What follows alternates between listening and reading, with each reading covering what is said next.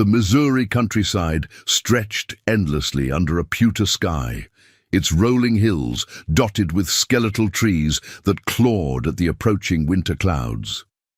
Snow had begun to fall in earnest by the time the last carriage wound its way up the serpentine path to Hargrove Manor, its wheels crunching over frozen earth and scattered leaves. Margaret Hargrove Whitmore pulled her fur-lined cloak tighter as she stepped from her carriage, her breath forming ghostly plumes in the bitter air. The manor loomed before her like a Gothic monument to her family's prosperity, 3 stories of dark stone and wrought iron, with windows that seemed to watch rather than welcome. She had not set foot on this property in 7 years, not since the bitter argument that had severed her ties with her father. "Still as cheerful as a mausoleum," she muttered, adjusting her black morning dress. Her younger brother Thomas emerged from a second carriage, his usually immaculate appearance dishevelled from the long journey from St. Louis. His gambling debts had grown legendary in the city's social circles, and Margaret could see the desperation lurking behind his forced smile. "Sister," he nodded curtly, his eyes already calculating, "I trust your journey wasn't too arduous." "No more than yours, I imagine." Margaret's voice carried the chill of the winter air. "Though I suspect we're both here for the same reason." The third carriage brought their cousin Edmund, Elias's nephew, whose own branch of the family had fallen on hard times after a series of failed investments. His wife Clara clung to his arm, her pale face reflecting the anxiety they all felt. Their twin daughters, barely 16, huddled close together like frightened sparrows.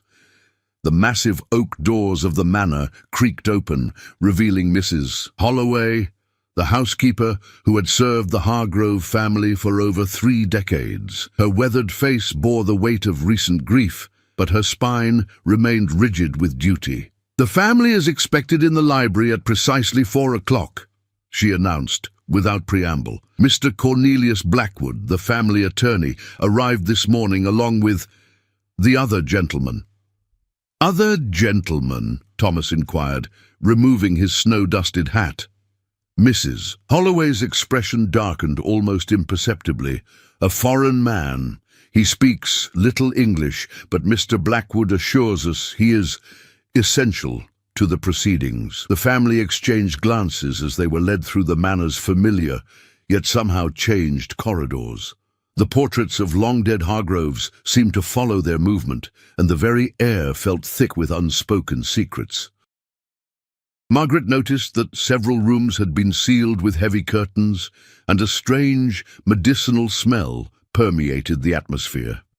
In the library, a fire crackled in the massive stone hearth, casting dancing shadows across walls lined with leather-bound volumes. Mr. Blackwood, a thin man with wire-rimmed spectacles, stood beside the mahogany desk where Elias had conducted his business for 40 years, but it was the figure seated in the corner that drew their attention.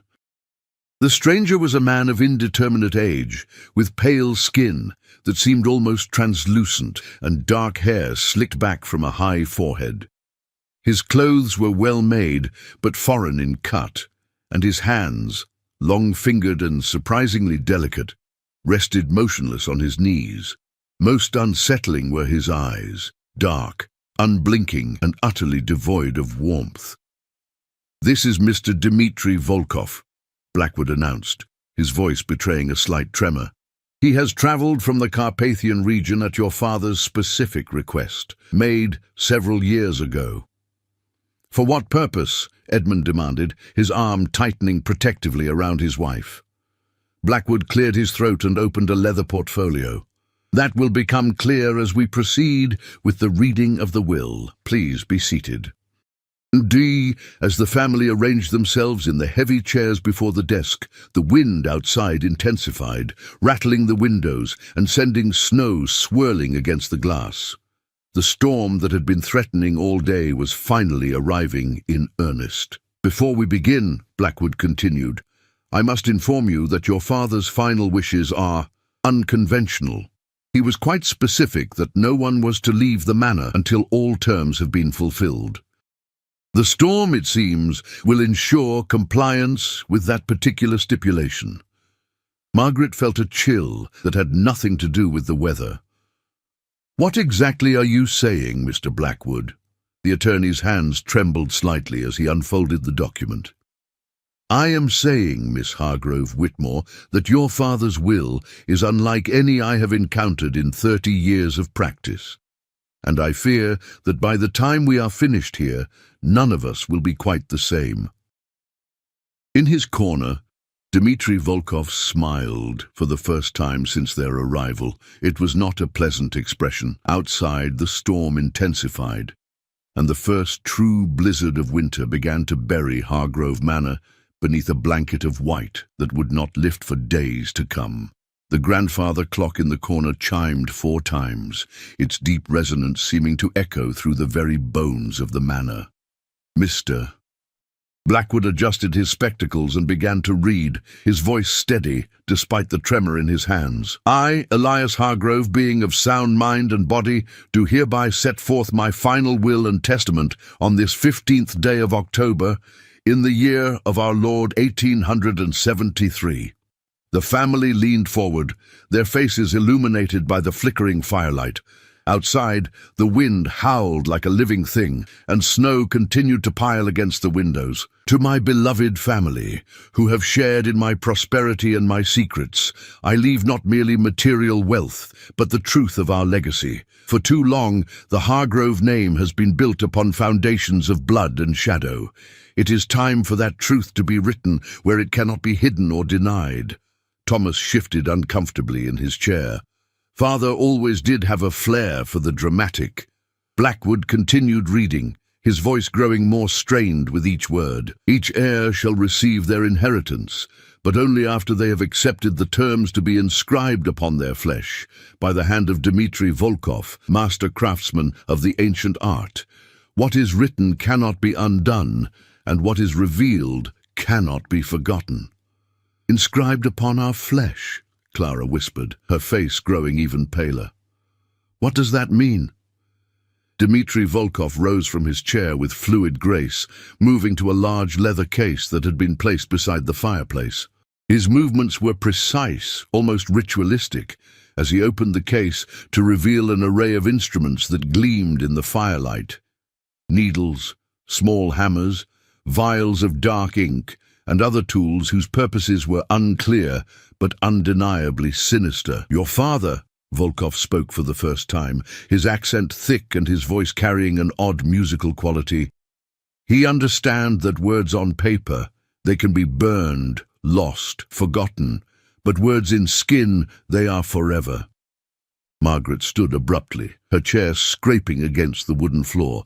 "This is madness. I won't be party to some barbaric ritual." "Sit down, Margaret."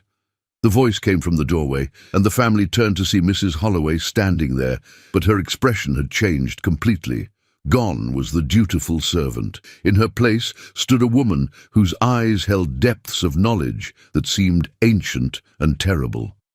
"Mrs. Holloway?" Edmund's voice cracked slightly. "I have served this family for 33 years, she said, stepping into the room and closing the door behind her with a decisive click. "I have kept its secrets, cleaned its messes, and buried its sins, but tonight the truth will finally surface." Blackwood's hands shook as he continued reading. "To my daughter Margaret, I leave the Eastern properties and their associated enterprises. But she must first accept the mark that reveals her true parentage and the price of her mother's death." Margaret's face went white. "My mother died in childbirth. Everyone knows that." Mrs. Holloway's laugh was bitter. "Your mother died because she discovered what your father really was, what this family really is." "To my son Thomas," Blackwood read on, "I leave the Western holdings and the silver mines. But he must bear the mark that shows the true source of his gambling debts and to whom he is truly indebted." Thomas shot to his feet. "That's impossible. My debts are my own business." Volkov had begun arranging his instruments on a small table, each tool placed with ceremonial precision. "In my country," he said without looking up, "we have saying, The sins of the father are written in the blood of the children. Your father, he understand this very well. To my nephew Edmund and his family, Blackwood continued, his voice now barely above a whisper, I leave the northern lands and the family business interests. But he must accept the mark that reveals what happened to his own father, my brother, and why his family's fortune truly disappeared. Edmund's face crumpled. Uncle Elias told us father died of fever. Your father died because he threatened to expose us, Mrs. Holloway said matter-of-factly. Just as your mother will die if you refuse to comply tonight. Clara gasped and pulled her daughters closer. You're threatening us. I am explaining the situation, Mrs. Holloway replied. The storm outside is no accident. The roads are impassable, and they will remain so until this business is concluded. Your father arranged for every contingency. Volkov had finished his preparations and now stood beside his instruments, his dark eyes reflecting the firelight. The process, it is not pleasant, he said conversationally, but it is necessary. The ink I use, it is special, made from, how you say, organic materials. It will show not just words, but visions, memories, truth. Margaret backed toward the window, but the glass was already thick with ice. This is insane. We can break the windows, escape somehow, into a blizzard, in the middle of nowhere, with no horses. Thomas's voice held a note of hysteria. We'd freeze to death within an hour. Blackwood set down the will with trembling hands. There is more, much more, but Mr. Volkov insists that the markings must begin before the full truth can be revealed. He says the ink needs time to settle. Who will be first? Volkov asked, his smile returning. In the firelight his teeth seemed unnaturally sharp. The family looked at each other, fear and greed warring in their expressions. Outside, the storm raged with increasing fury, and somewhere in the depths of the manor, a door slammed shut with the finality of a coffin lid. The true horror of Elias Hargrove's final testament was only beginning to unfold. The silence stretched like a taut wire until Thomas stepped forward, his jaw set with desperate determination. I'll go first, he announced, his voice steadier than his hands. If this is what it takes to claim what's rightfully mine, then so be it. Margaret stared at her brother in disbelief. Thomas, you can't seriously be considering this madness. Can't I? Thomas's laugh held no humor. You don't understand, Margaret. You've been living comfortably on your husband's wealth. I have debts that will see me in prison or worse, if they're not settled soon. Volkov gestured to a heavy wooden chair that Mrs. Holloway had positioned near his instruments. The chair bore dark stains that seemed to absorb the firelight rather than reflect it. Please sit. Remove your shirt. As Thomas reluctantly complied, his pale chest revealed the soft physique of a man who had lived too well and worked too little. Volkov examined him with the clinical detachment of a physician, his cold fingers tracing along Thomas's collarbone. Here, Volkov murmured, tapping a spot just above Thomas's heart. The truth of debt must be written where it can feel the blood's rhythm. What exactly are you going to write? Thomas asked, his bravado beginning to crack. Volkov selected a needle from his array of instruments, its point gleaming wickedly in the firelight. Your father, he was very specific. Each mark tells a story. Your story begins with the night you first gambled away money that was not yours. Thomas's face went ashen. How could you possibly know about that? I know many things, Volkov replied, dipping the needle into a vial of ink that seemed to move with a life of its own. Your father, he kept very detailed records. The first puncture of the needle drew a sharp gasp from Thomas. But it was not just the pain that made him cry out. It was the sudden flood of memory that crashed over him like a tide. The gambling den in St. Louis, the desperate night when he had stolen from his employer's safe, the moment he realized he was trapped in a web of debt that stretched far beyond anything he had imagined. Stop, he whispered. But Volkov's hand continued its methodical work. As the needle moved across his skin, forming letters and symbols that seemed to writhe in the firelight. Thomas began to speak in a voice not entirely his own. The money. It wasn't just from the office safe. I took it from the church fund, from the orphanage donations. Children went hungry because of what I stole. Margaret pressed her hand to her mouth in horror. Thomas, no! But Thomas continued, his voice growing stronger as more ink entered his skin. And the debts, they're not to gambling houses. They're to men who traffic in human misery, slavers who still operate despite the war's end. I've been helping them move their cargo through Missouri in exchange for forgiveness of what I owe. Edmund stood abruptly, his face twisted with disgust. You've been helping slavers after everything this country has been through.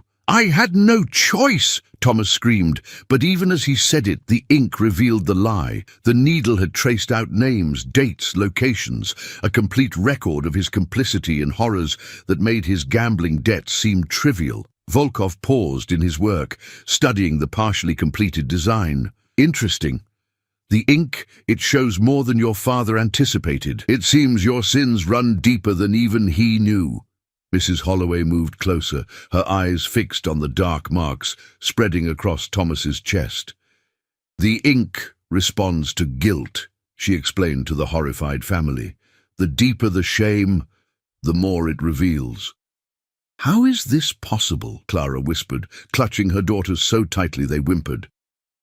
There are old ways, Mrs. Holloway replied, ways that predate your Christian churches and your modern sensibilities.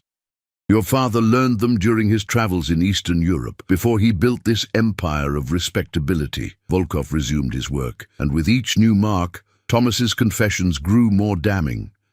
He spoke of bribes paid to judges, of witnesses who had disappeared, of a network of corruption that stretched from the Missouri countryside to the halls of power in Washington itself. The Hargrove fortune! Thomas gasped as the needle traced a final, elaborate symbol. It's not built on farming and honest trade. It's built on blood and suffering. Father was never a legitimate businessman. He was a criminal who learned to hide behind respectability. The completed tattoo was a masterwork of dark artistry. At first glance, it appeared to be an ornate family crest, but as the firelight played across the fresh ink, other images emerged. Faces of the dead, maps of underground railroads running in reverse, ledgers recording transactions in human flesh. Thomas slumped in the chair, his face grey with exhaustion and shame. I can see them, he whispered. All the people who suffered because of what I did. They're in the ink watching me. Volkov cleaned his instruments with methodical precision. The first mark is complete, but this is only the beginning. Each of you carries secrets that must be revealed before the inheritance can be claimed.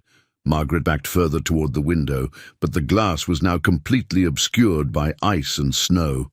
I won't do this. I won't submit to this barbarism. You will, Mrs. Holloway said with quiet certainty, because the alternative is far worse than anything Mr. Volkov's needle can inflict. As if summoned by her words, a new sound echoed through the manor. The slow, deliberate footsteps of someone moving through the corridors above. But that was impossible. Everyone was accounted for in the library. Who else is in this house? Edmund demanded. Mrs. Holloway's smile was cold as winter. Your father may be dead, but his will extends beyond the grave. The manor itself has become part of his testament, and it will not release you until every secret has been carved into flesh and every debt has been paid in full. The footsteps above grew louder, more insistent, and somewhere in the darkness beyond the library door, something that might once have been Elias Hargrove began to descend the stairs. The footsteps on the stairs grew closer, each creak of the old wood sending shivers through the assembled family. Thomas remained slumped in the chair, his fresh tattoo glistening with blood and that strange living ink. The symbols seemed to pulse with his heartbeat, and occasionally faces would appear in the dark lines. Victims whose suffering had funded the Hargrove legacy. That's impossible, Edmund whispered, his voice barely audible above the howling wind. Uncle Elias is dead. I saw his body myself. Mrs. Holloway's expression remained impassive. Death is not always the end, particularly for those who have made certain arrangements. The library door swung open with a prolonged groan, and the temperature in the room plummeted. The fire in the hearth flickered but did not die, casting wild shadows that seemed to dance independently of the flames. In the doorway stood a figure that bore the shape of Elias Hargrove, but was somehow fundamentally wrong. The thing that had been the family patriarch was tall and gaunt, its skin bearing a waxy pallor that spoke of the grave. Its eyes, once a warm brown, now glowed with an inner light that was neither warm nor entirely human. When it spoke, its voice carried the hollow echo of wind through empty chambers. "My children," it said, and the words seemed to come from everywhere and nowhere at once. "You have begun to receive your inheritance, but there is so much more to learn." Margaret pressed herself against the window, her breath fogging the glass. "This isn't real. This can't be real." "Reality," the Elias thing replied, "is far more flexible than you have been taught to believe. I learned this truth during my travels in the Carpathian Mountains, where I met Mr. Volkov and others of his profession." Volkov bowed slightly to the apparition, his movements respectful, but not surprised. "Master Hargrove, the first marking is complete. Shall we proceed with the next?" "Indeed." The dead man's gaze fell upon Margaret, and she felt as though ice water had been poured into her veins. "My daughter, so proud, so certain of her moral superiority. Come, let us reveal the truth of your birth and your mother's death."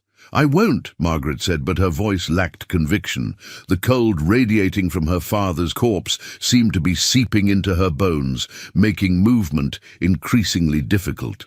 "You will," Elias replied, "because the alternative is to remain here forever, trapped between life and death as I am, watching your family's sins play out in endless repetition." Mrs. Holloway moved to Margaret's side, her touch surprisingly gentle. "It's better to know the truth, child. The not knowing is what drives people mad." Reluctantly, Margaret allowed herself to be led to the chair. Thomas had been moved to a corner, where he sat staring at his tattoo, occasionally whimpering as new visions appeared in the ink. The sight of her brother's broken state filled Margaret with a terror that went beyond the supernatural. "Remove your dress," Volkov instructed, his tone clinical. "The mark must be placed over your heart, where the truth of your mother's love can be properly inscribed." With trembling hands, Margaret loosened her bodice, exposing her pale shoulder and the upper portion of her chest. Volkov examined her skin with the same detached professionalism he had shown Thomas, finally selecting a spot just below her collarbone. "Your mother," the dead Elias said, moving closer until Margaret could smell the grave earth on his clothes, "was not the innocent victim you have always believed her to be." The first touch of the needle brought not just pain, but a flood of images that were not her own memories. She saw her mother, young and beautiful, but not the gentle saint of family legend.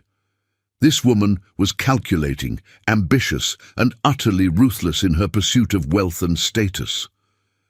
"She married me not for love," Elias continued, "but because she had discovered the true source of the Hargrove fortune.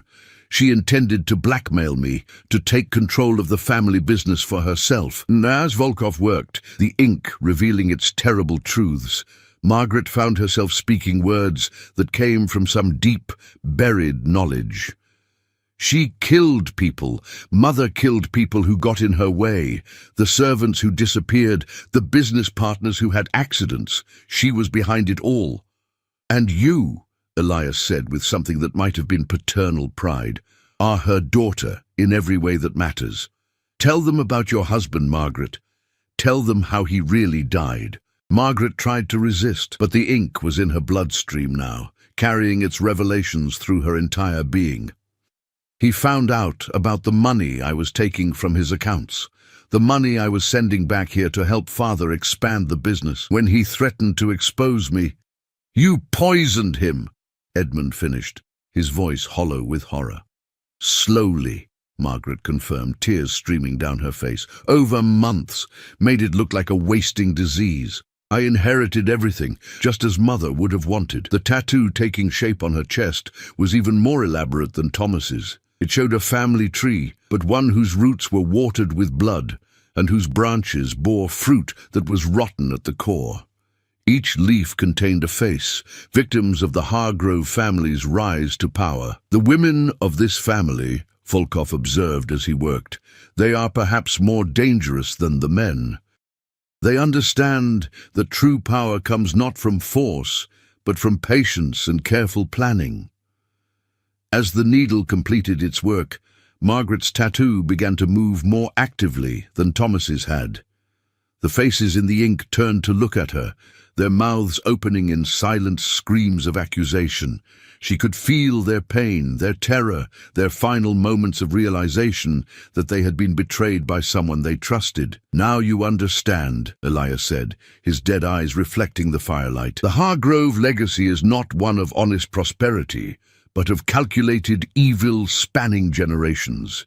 And you, my dear children, are its inheritors in every sense of the word." Edmund clutched his wife and daughters closer, his face pale with the growing realization of what was to come. "What about us? What secrets do we carry?" The dead man's smile was terrible to behold. "Oh, my dear nephew, your story is perhaps the most tragic of all. For you have spent your entire life believing yourself to be the innocent victim of circumstances, when in truth, you are the architect of your own family's destruction."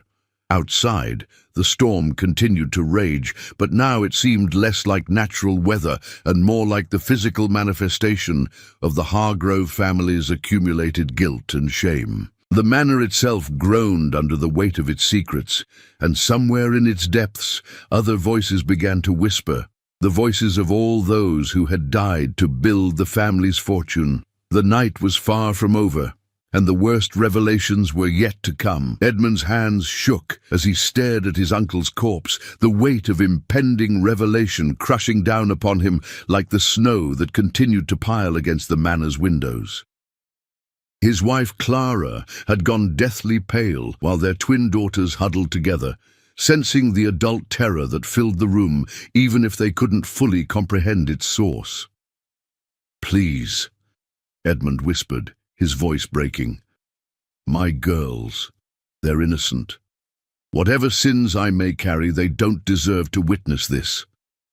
The dead Elias tilted his head, considering. "Innocence," he mused, "is a luxury that the Hargrove bloodline has never been able to afford. But perhaps arrangements can be made." Mrs. Holloway moved toward the twins with surprising gentleness. "Come, children, there's a warm room upstairs where you can wait while the adults finish their business." "No!" Clara cried, clutching her daughters tighter. "I won't let them out of my sight, not in this house of horrors. They will be safe," Volkov said, cleaning his needles with methodical precision. "What comes next is not for young eyes to see. The truth of your husband's sins will be particularly disturbing." As Mrs. Holloway led the reluctant twins from the room, their mother's sobs echoing behind them, Edmund slowly approached the chair where his cousins had received their terrible inheritances. Thomas sat catatonic in the corner, his tattoo now showing a constantly shifting tableau of his victim's suffering.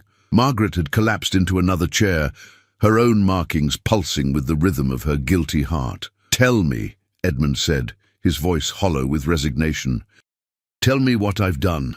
Elias's corpse moved closer, its movements unnaturally fluid. "You truly don't remember, do you?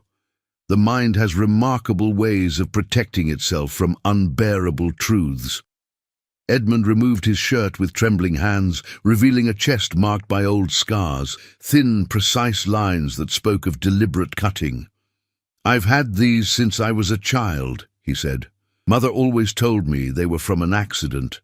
"Not an accident," Volkov murmured, examining the old scars with professional interest. "These are ritual marks. Someone tried to bind your memories, to lock away what you had done. But my ink will break any binding.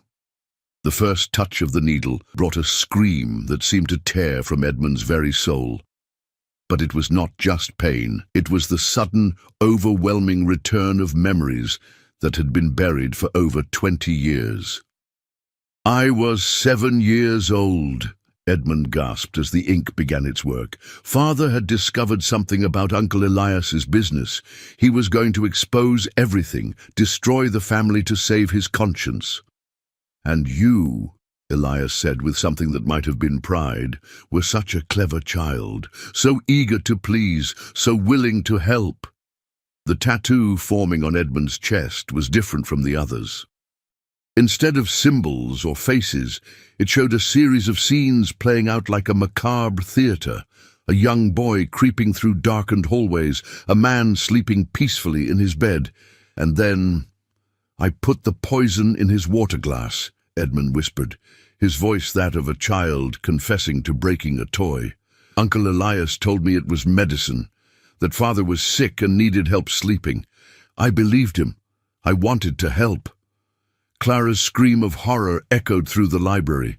No, that's not possible.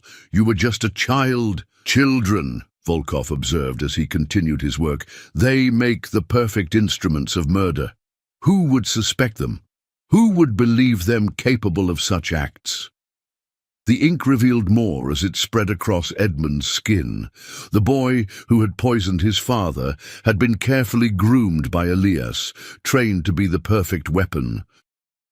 When Edmund's mother had grown suspicious, she too had met with an accident, arranged by her own son, though he had been made to forget it immediately afterward. "The family fortune that you thought you lost through bad investments," Elias explained, "was never lost at all. It was transferred to me, payment for my silence about your crimes.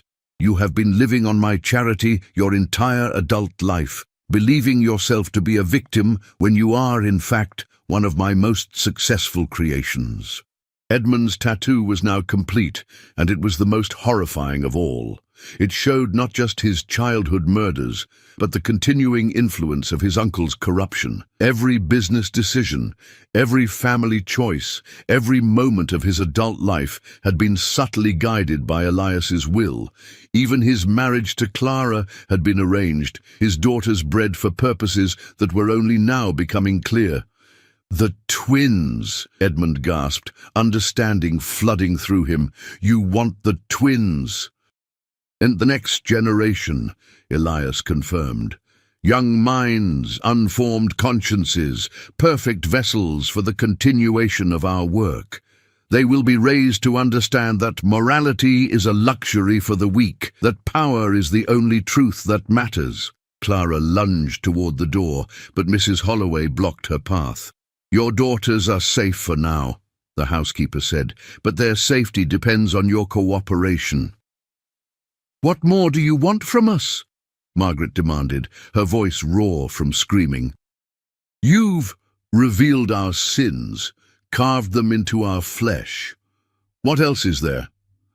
Volkov had begun packing his instruments, but he left one item on the table, a vial of ink that seemed to contain swirling galaxies of darkness. "The final inheritance," he said simply. Elias's corpse moved to the center of the room, and as it did, the very air seemed to thicken with malevolent energy. "You have each received your individual legacies, the truth of your sins, carved where they can never be hidden. But there is one final gift that you must share. The family business," Mrs. Holloway explained, "requires continuity.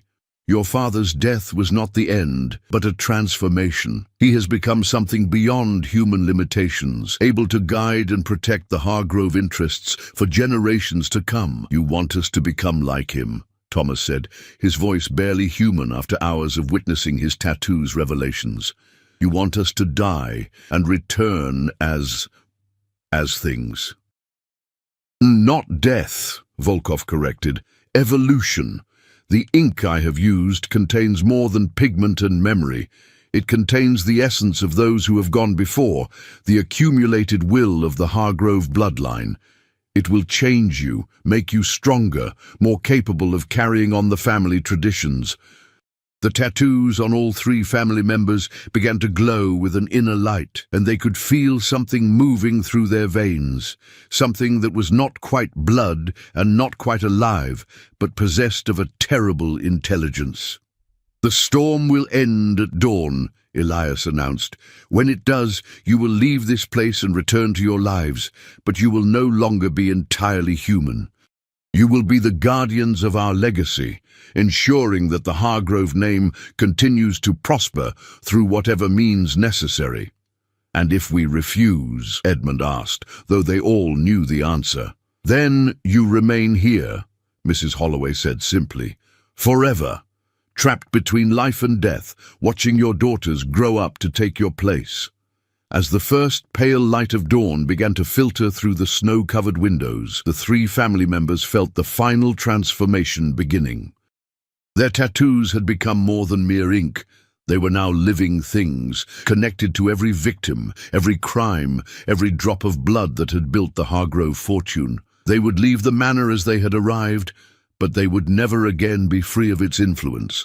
The inheritance they had received was not wealth or property, but a curse that would bind them to their family's dark legacy for all eternity. Outside, the storm finally began to subside, but the true horror was just beginning. For the Hargrove family had learned that some inheritances cannot be refused, and some debts can only be paid in blood and suffering that spans generations. The manor stood silent in the growing light, waiting for the next gathering, the next revelation, the next chapter in a story that would never truly end.